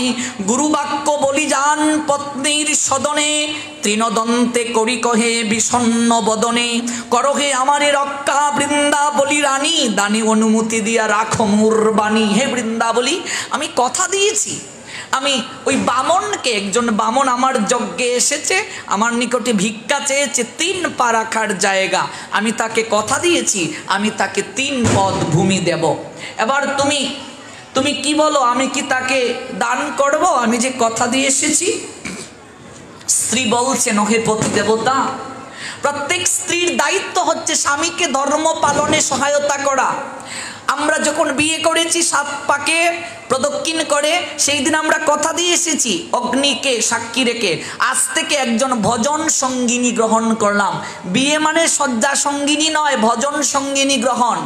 এমন কি কোনো কার্য করতে গেলে আপনি একটা পুজো করেছেন, সংকল্প করবেন, স্বামীর বাম পাশে স্ত্রী বসতে হবে, নতুবা সংকল্প পূরণ হবে না। এগুলো বুঝি না আমরা। স্বামী স্ত্রী একসঙ্গে ভজন করার কথা দিয়ে এসেছি, জীবনে একদিনও স্বামী স্ত্রী একসঙ্গে গীতা পাঠে আসলাম না, ভজন করলাম না, হ্যাঁ, ভগবানের সেবা করলাম না। তার মানে কি, আমরা যে কথা দিয়ে এসেছি বিয়ের সময়, প্রতিশ্রুতি আমরা রক্ষা করতে পারছি না। ভগবান শ্রীরামচন্দ্র যখন যজ্ঞ করলেন, তখন সংকল্প যখন করবেন, তখন মুনিবর বললেন আপনার সহধর্মিণী কোথায়? সীতা তখন বনবাসে। বলছেন তাহলে তো যজ্ঞ পূর্ণ হবে না, যার কারণে ভগবান রামচন্দ্রকেও স্বর্ণের সীতা বানাতে হয়েছিল স্ত্রীকে বাম পাশে রাখার জন্য। আপনি যজ্ঞ করবেন, স্বামীর বাম পাশে স্ত্রী বসতে হবে, অর্ধেক অঙ্গের অধিকারিণী তিনি, নতুবা কোনো কার্য সফল হবে না। এই জন্যই তো স্বামী স্ত্রীর বন্ধন 7 জন্মের বন্ধন বলে সনাতনীরা বিশ্বাস করে। স্বামী স্ত্রীর বন্ধন অবিনাশী, স্বামী স্ত্রীর বন্ধন কোনো কিছু দ্বারা কখনো লঙ্ঘিত হয় না, এই বন্ধনকে খণ্ডন করা যায় না। আমাদের সনাতন শাস্ত্রের, সনাতন সমাজে, হিন্দু সমাজে দেখবেন বিবাহ বিচ্ছেদ কম। আমরা হিন্দুরা বিশ্বাস করি স্বামী স্ত্রীর সম্পর্কটা পবিত্র সম্পর্ক, কোনো কিছু দ্বারা এই সম্পর্ক সহজে বিনাশ হয় না। বৃন্দাবলী বলছেন আমার দায়িত্ব আপনাকে সহযোগিতা করা। আপনি কথা দিয়েছেন দান করার জন্য, আপনি অবশ্যই দান করবেন, এটা তো আমার পরম পাওয়া। আমার স্বামী দান করবে, দানের মহিমা জগতে ঘোষিত হবে, স্ত্রী হিসেবে এটা আমার বড় পাওনা।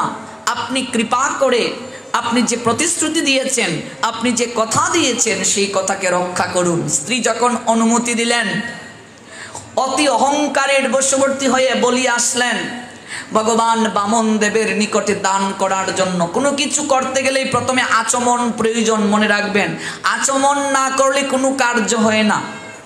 আচমন প্রথমে জল শুদ্ধি করতে হবে। গঙ্গে চ যমুনা চৈব গোদাবরী সরস্বতী নর্মদে সিন্ধু কাবেরী জলে অস্মিন সন্ধিং কুরু, মানে সপ্ত গঙ্গাকে আমন্ত্রণ করা হলো। তারপর আপনার দেহ শুদ্ধি করতে হবে।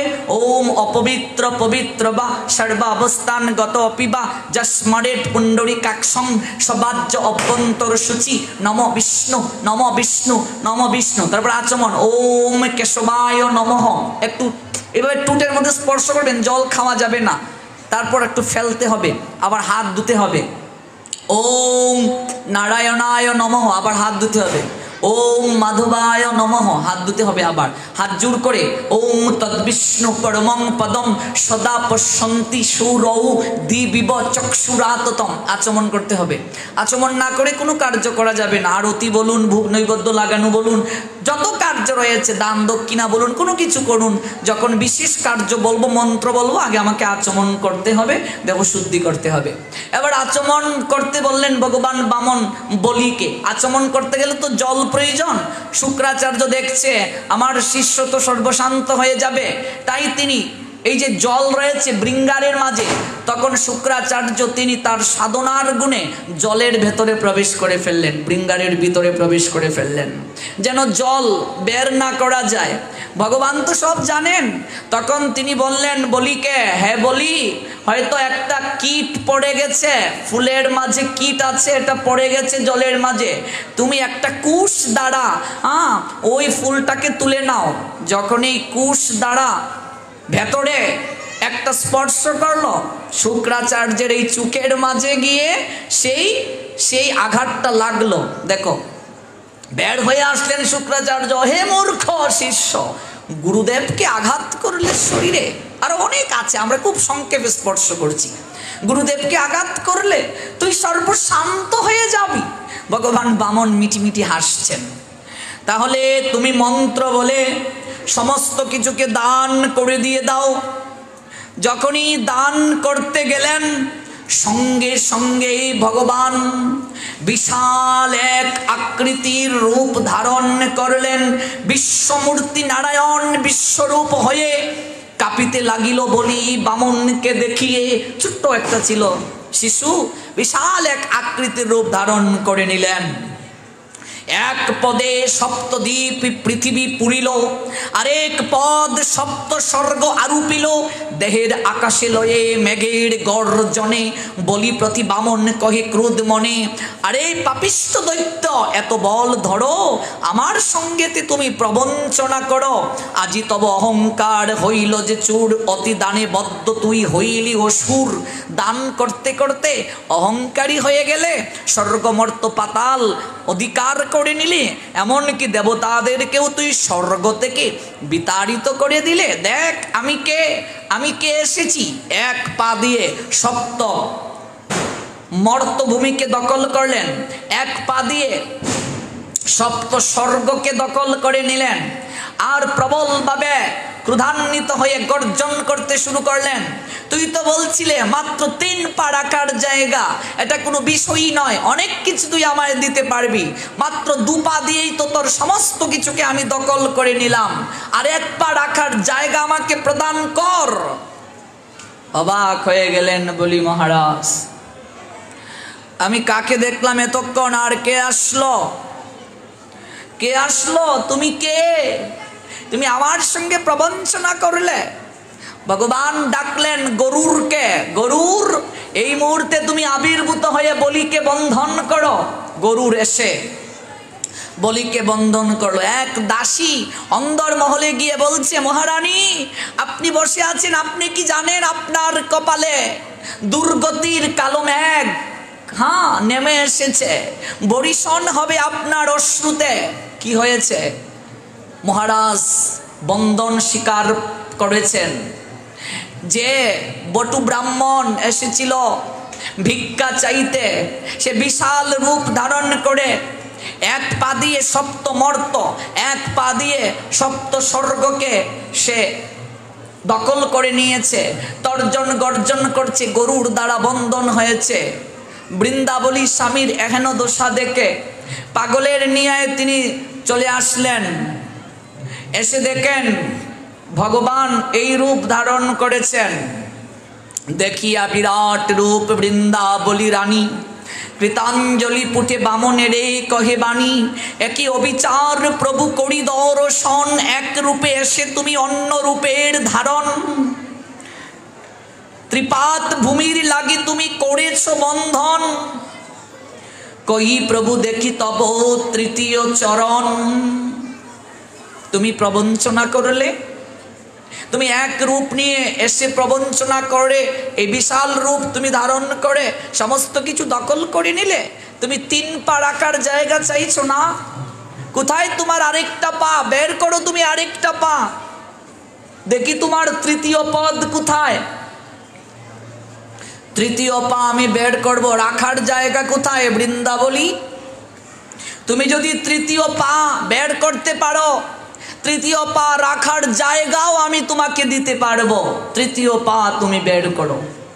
ভগবান তখন তার নাভিমূল থেকে আরেকটি পা বের করলেন। রাখবেন কোথায়, রাখার জায়গা কোথায়? দেখো সহধর্মিনী কাকে বলে। বৃন্দাবলী তখন বলি মহারাজকে বলছেন, হে পতিদেবতা, হে মহাত্মন, ভগবান সাধারণ কেউ নয়, তিনি গোলকের পতি, তিনি আজ কৃপা করার জন্য এসেছেন। তিনি তৃতীয় একটি পাপ প্রকাশ করলেন, রাখার জায়গা চাইছেন, সমস্ত কিছু তো দখল করে নিলেন, কোথায় জায়গা দেবে এই তৃতীয় পা রাখার? হে মহারাজ, হে পতিদেবতা, আজই আপনার কৃপা লাভের সুযোগ, আপনি কৃপা করে তৃতীয় পা রাখার জন্য আপনার এই মস্তকটাকে ভগবানের চরণে সঁপে দিন। এই মস্তকে যেন ভগবান চরণ দান করতে পারেন। হে মহারাজ, এই চরণ সবার ভাগ্যে হয় না, এই চরণ প্রাপ্তি সবার ভাগ্যে হয় না, আপনার আজ ভাগ্য হয়েছে, আপনি কৃপা করে আপনার মস্তকটাকে এলিয়ে দিন, ওই মস্তকে যেন ভগবান পা রাখতে পারেন। বলি মহারাজ বৃন্দাবলীর দিকে তাকিয়ে বলছে, তুমি আমার যোগ্য সহধর্মিনী, তুমি এই বিপদে আমাকে সান্ত্বনা দিলে, তুমি আমাকে উপদেশ দিলে, আমাকে মার্গ প্রদর্শন করিয়ে দিলে। বলি মহারাজ তখনই তিনি করজুড়ে তার মাথাটাকে রাখার জায়গা দিলেন। প্রভু তুমি তো বলেছিলে আরেকটা পা রাখার, আমি কোথায় জায়গা দেব? আমার তো কোনো কিছুই নেই, তুমি তো সমস্ত কিছু দখল করে নিলে, আমার ওই মস্তকটাকে দিলাম, ওই মস্তকের মাঝে তুমি তোমার তৃতীয় পাটা ধারণ করো। তৃতীয় পা রাখার জায়গা এই মস্তককে দিলাম। যখনই বলি মহারাজ মস্তকটাকে এলিয়ে দিলেন, ভগবান শ্রী বামনদেব তার তৃতীয় পা মস্তকের মাঝে রাখলেন। আজ বলি এই অপ্রাকৃত ভগবত চরণ সে শিরের মাঝে ধারণ করলো। বলো বলি মহারাজ প্রীতি প্রেমানন্দে জয় জয় শ্রী বামনদেব প্রীতি প্রেমা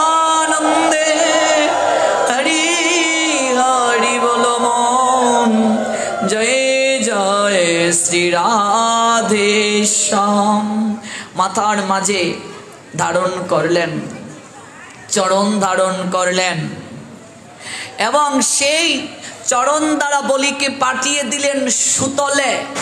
সপ্তপাতাল, সপ্তপাতালের মাঝে একটা জায়গার নাম হচ্ছে সুতল। দান করলে তো দক্ষিণা দিতে হয়, দক্ষিণা ব্যতীত সমস্ত কিছু নিষ্ফল। এবার সমস্ত কিছু তো দিয়ে দিলেন দান করে, দক্ষিণা কি দেয়া হবে?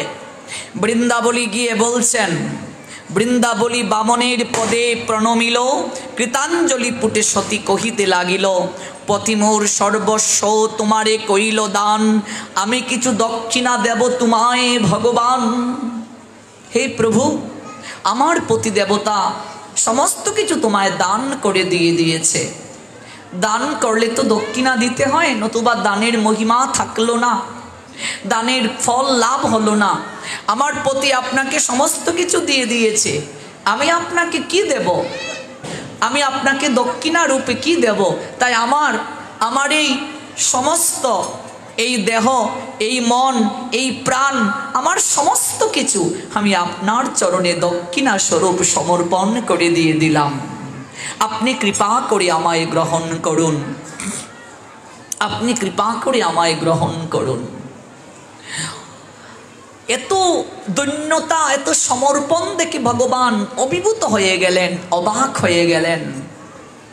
আর বৃন্দাবলী বলছেন, প্রভু এটা কি হলো? তুমি আমার পতি দেবতাকে যে সুতলে পাঠিয়ে দিলে, তাহলে আমি পতি ব্যতীত কিভাবে থাকব? আমি একাকী কি করে থাকবো? আমার কি অপরাধ?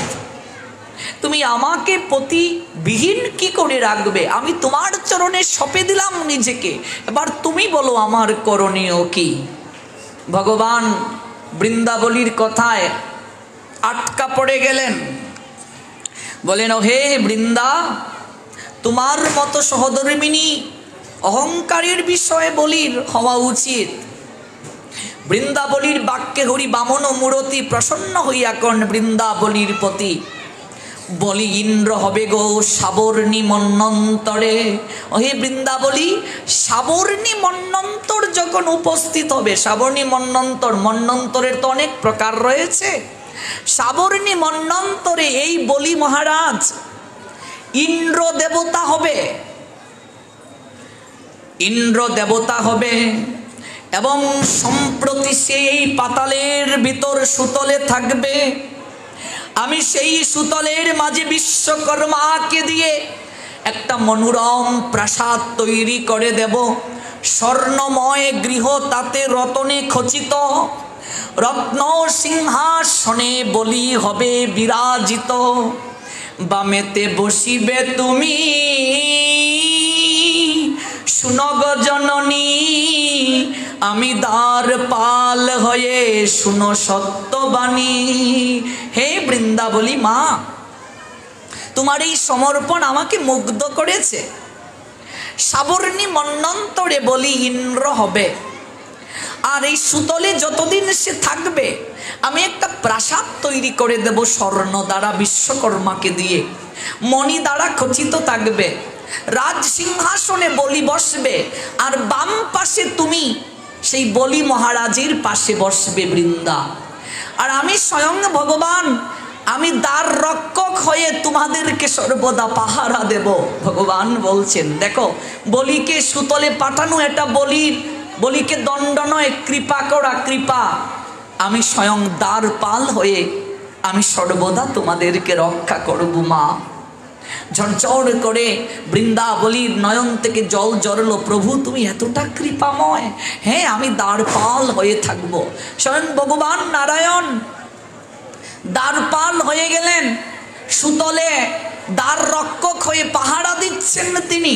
এই যে আর কয়েকদিন পরে 22 ফুটা, সে অপূর্ব লীলা। ভগবান নারায়ণ যখন বৈকুণ্ঠ ধাম ছেড়ে, আমরা 22 ফুটার দিন বিস্তারিত বলবো, একটু স্পর্শ করছি। ভগবান যখন ওই বৈকুণ্ঠ ধাম ছেড়ে ওই সুতলে পাহারা দিচ্ছেন বলিকে, এবং বলির স্ত্রী বৃন্দাবলী সিংহাসনে বসে আছেন, সাবর্ণী মন্বন্তর পর্যন্ত বলি ইন্দ্র হবে। ভগবান নারায়ণ দ্বারপাল হয়ে তিনি ভক্তকে রক্ষা করছেন। লক্ষ্মীর মনে বড় খেদ, মনে বড় কষ্ট, কারণ নারায়ণ বৈকুণ্ঠ থেকে তিনি চলে গিয়েছেন। তখন লক্ষ্মী দেবর্ষি নারদের নিকটে গিয়ে দুঃখের কথা বলছিলেন যে তুমি আমার পতিকে এনে দাও, আমি নারায়ণ ব্যতীত থাকতে পারবো না, তুমি এনে দাও তুমি আমার পতিকে। তখন এহেন কার্য কিভাবে করা যায়, দেবর্ষি নারদ আর লক্ষ্মী উভয়েই বসে তারা আলোচনা করছেন কি করে নারায়ণকে সেই সুতল থেকে লক্ষ্মীর নিকটে নিয়ে আসা যায়। তখন দেবর্ষি নারদ লক্ষ্মীকে বলছেন, হে মা, তুমি ছদ্মবেশ ধারণ করে সুতলে যাও। ওই লক্ষ্মী তখন একটা মেয়ের রূপ ধারণ করলেন, একটা কুমারী মেয়ের ছদ্মবেশ ধারণ করে তিনি ওই সুতলে গেলেন। গিয়ে বলি মহারাজকে প্রণাম দিয়ে বলছেন, আমার কোনো ভাই নেই, আজ থেকে আমি তোমাকে ভাই বানিয়ে তোমার হাতে রাখি পরালাম। লক্ষ্মী বলি মহারাজের হাতের মাঝে। এবার রাখি পরালে বোন হলে ভাইয়ের প্রতি বোনের অধিকার থাকে। বলছে তুমি যে আমায় রাখি পরালে, এই দেখুন সংস্কৃতি চলে আসে, বোন ভাইয়ের হাতে রাখি দেয়, সেই দিন ভাইয়েরা সামর্থ্য অনুযায়ী বোনদেরকে উপহার দেয়, শাড়ি দেয়, গয়না দেয়, যার যে সামর্থ্য দেয়, এই দেওয়ার রীতি আছে শাস্ত্রে। লক্ষ্মী যখন ছদ্মবেশ ধারণ করে বলি মহারাজের হাতের মাঝে রাখি পরিয়ে দিল, কারণ ভগবানের ভক্তের কাছে পরাধীন, তিনি দ্বার রক্ষক হয়ে আছেন। ওই যে স্বর্গ রাজ্য পুনরায় ফিরিয়ে দিতে তিনি বামন রূপ ধারণ করে ত্রিপাদ ভূমির অভিনয় করে বলি মহারাজকে সুতলে পাঠিয়ে দিয়ে নিজে আজ তিনি দ্বার রক্ষকের ভূমিকা পালন করছেন নারায়ণ হয়ে। লক্ষ্মী নারায়ণ ছাড়া থাকবেন কি করে? তাই দেবর্ষি নারদের সঙ্গে পরামর্শ করে একটা বালিকা রূপ ধারণ করে বলি মহারাজের হাতে গিয়ে রাখি পরালেন। এবার বললেন, বোন তুই আমার কাছে কি চাস? বলছে তুমি আমাকে যা চাইবো দেবে, আমার সামর্থ্যের ভেতর যা হবে আমি তাই দেব। সঙ্গে সঙ্গে সেই বালিকা লক্ষ্মীর রূপ ধারণ করলেন, বলছেন আমি তোমার ভগ্নিপতি নারায়ণকে নিয়ে যেতে চাই। লক্ষ্মীর রূপ দর্শন করে বলি মহারাজ অবাক হয়ে সঙ্গে সঙ্গে বললেন, আমার কি সৌভাগ্য। তখন স্বয়ং ভগবান তার দেহ থেকে আরেকটি নারায়ণ রূপ ধারণ করে সতত তিনি সুতলে পাহারাদার হয়ে রইলেন, আর পূর্ণ রূপ নিয়ে লক্ষ্মীর সঙ্গে তিনি বৈকুণ্ঠে গমন করলেন। এই হচ্ছে রাখি বন্ধনের তিথি। এই তো আর কয়দিন পরেই রাখি বন্ধন, অর্থাৎ রাখি পূর্ণিমা পর্যন্ত এই যে উৎসব চলবে। আরো অনেক বিষয় আছে, আমরা ধারাবাহিকভাবে শুনবো। এই আজকের এই তিথিতেই বৃন্দাবলী কৃপালাভ করেছিলেন। এই যে পূর্ণিমার পূর্বে আজকে যে অমাবস্যায় যে এই প্রদীপ প্রজ্বলন করে দেয়া হলো দীপাবলি, ওই দীপাবলিতে অমাবস্যা তিথিতেই বলি মহারাজকে ভগবান কৃপা করেছিলেন সুতলে পাঠিয়ে, আর বৃন্দাবলীকে কৃপা করে ভগবান বলেছিলেন ওই সাবর্ণী মন্বন্তরে বলি ইন্দ্র হবে, তুমি বাম পাশে বসবে, আর আমি পাহারাদার হয়ে আমি সর্বদা তোমাদেরকে আমি রক্ষা করব। এই হচ্ছে আজকের এই দীপাবলির মহিমা। এক কথায় দীপাবলি হচ্ছে অশুভ শক্তি বিনাশ করে শুভ শক্তির উদয় করা। প্রদীপের আলো দ্বারা অন্ধকার দূরীভূত করে, অজ্ঞানজনিত অন্ধকার দূরীভূত হয়ে আমাদের হৃদয়ে যেন জ্ঞান অঞ্জন শলাকয়ার দ্বারা সেই প্রভা যেন আলোকিত হয়। এই জন্য আপনারা সবাই আজকের এই বিশেষ তিথিতে প্রদীপ প্রজ্বলন করুন। আগামীকাল অন্নকূট মহোৎসব, আপনারা সবাই অন্নকূট মহোৎসবে আসবেন এবং কমিটি বৃন্দ যে আয়োজন করেছেন প্রসাদ নেওয়ার 150 টাকা দিয়ে, সেই আপনারা সেবায় অংশগ্রহণ করুন এবং মন্দিরের আপনারা উন্নয়নের জন্য সেই অন্নকূট মহোৎসবে আপনারা যার যার সামর্থ্য অনুযায়ী দান দক্ষিণা করুন। চলুন আমরা একটু হরি নামের মাধ্যমে আজকে আমরা ধীরে ধীরে সেই অপ্রাকৃত প্রেম পীযুষে স্নাত হই। হরে কৃষ্ণ কৃষ্ণ कृष्ण कृष्ण हरे हरे हरे राम राम राम राम हरे हरे हरे कृष्ण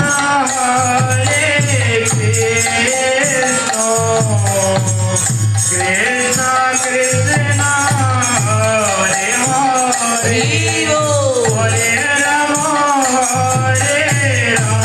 हरे राम राम राम हरे हरे हरे कृष्ण कृष्ण कृष्ण हरे हरे हरे राम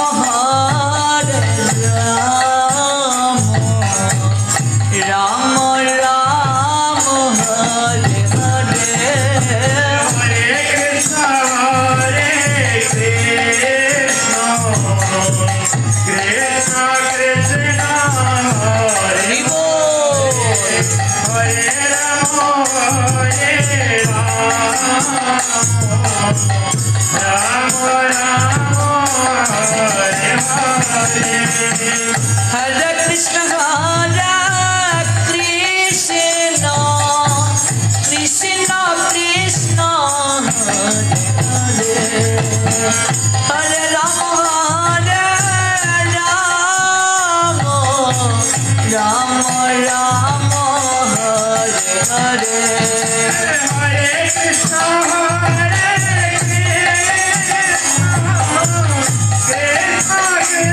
कृष्ण हरे हरे हरे राम हरे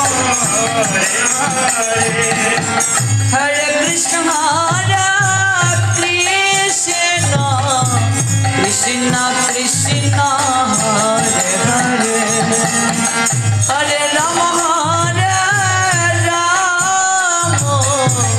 राम राम हरे हरे हरे कृष्ण कृष्ण कृष्ण हरे हरे हरे राम राम राम हरे हरे हरे कृष्ण कृष्ण कृष्ण हरे हरे हरे राम राम राम हरे हरे हरे कृष्ण हरि बोल कृष्ण कृष्ण हरे हरे राधे हरे राम राम राम हरे हरे हरे कृष्ण कृष्ण कृष्ण हरे हरे हरे राम राम राम हरे हरे हरे कृष्ण कृष्ण कृष्ण हरे हरे हरे राम राम राम हरे हरे हरे कृष्ण कृष्ण कृष्ण हरे हरे हरे राम राम राम हरे हरे हरि बोल Krishna Krishna Hare Hare Hare Ram Ram Ram Hare Hare Hare Krishna Krishna Krishna Hare Hare Hare Ram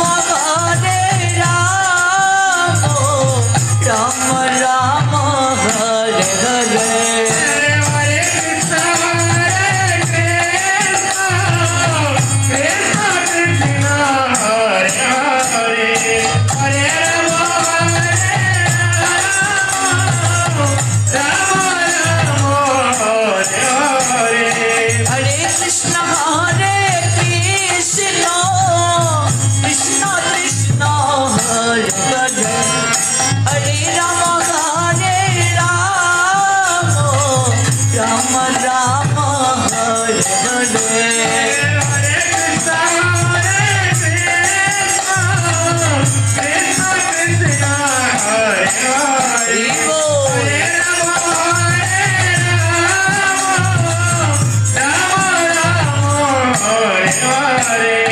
Hare Krishna, Hare Krishna, Krishna Hare Hare, Hare Rama, Rama Rama, Hare Hare. Hare Krishna Hare Krishna Krishna Krishna Hare Hare Hare Rama Rama Rama Hare Hare Hare Krishna, Hare Krishna, Krishna Krishna Gauranga Hare Rama, Rama Rama, Hare Hare. Hare Krishna Hare Krishna Krishna Krishna Hare Hare Hare Rama Rama Rama Hare Hare Hare Krishna Hare Krishna Krishna Krishna Hare Hare Hare Rama Rama Rama Hare Hare. Hare Krishna Hare Krishna Krishna Krishna Hare Hare Hare Rama Hare Rama Rama Rama Hare Hare Hare Krishna, Krishna Krishna, Hare Hare, Hare Rama, Rama Rama, Hare Hare. Hare Krishna Hare Krishna Krishna Krishna Hare Hare Hare Rama Rama Rama Hare Hare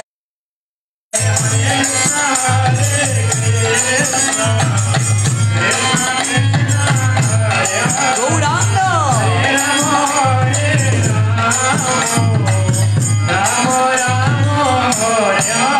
Hare Krishna Krishna Krishna Hare Hare Hare Rama Rama Rama Hare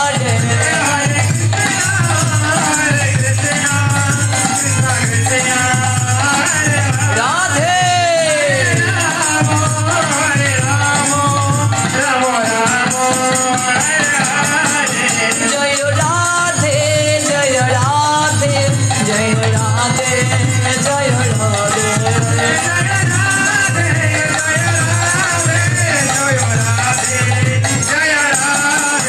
Nitya Gaura Hari Bol Hari Bol Hari Hari Hari Hari Hari Hari Bol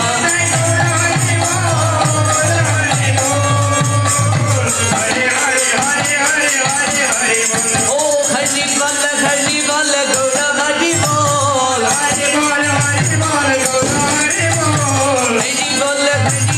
Gaura Hari Bol Hari Bol Gaura Hari Bol Nitya Gaura Hari Bol Hari Bol Hari Hari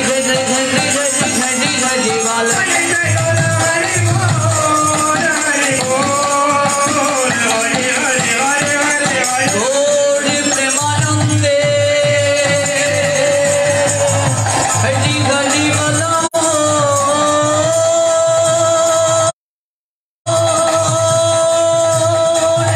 Jai Jai Sri Radhe Sham Sri Ram Thakur Priti Prema